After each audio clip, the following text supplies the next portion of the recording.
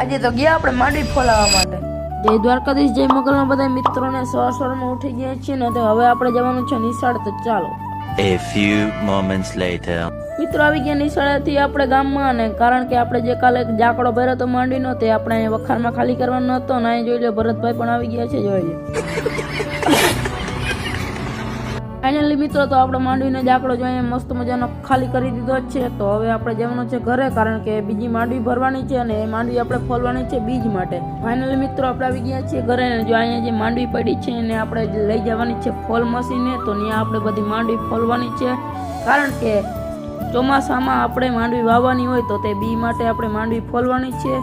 તો જોઈ લો આપણે અહીંયા આવી ગયા છીએ, અને મિત્રો જોઈ લો આ બધું ચાલુ થઈ ગયું છે, અને અહીંયા ટ્રેક્ટર પણ લાગી ગયું છે, અને જો આ ટ્રેક્ટર દ્વારા માંડવી અહીંયા પડશે અને ઉપર જશે ને એ બધું પ્રક્રિયામાં શરૂ થતી હોય। આપણે આમાં બહુ જાજી ખબર ના પડે ક્યાંથી કાં જાય નહીં, પણ આ ટૂંકમાં આપણે અહીંયા આવ્યા છીએ અત્યારે, જો અહીં બધા બી આવે છે ફોલાઈને, એ થોડીક વાર પછી ચાલુ થશે, તમને બતાવું જો।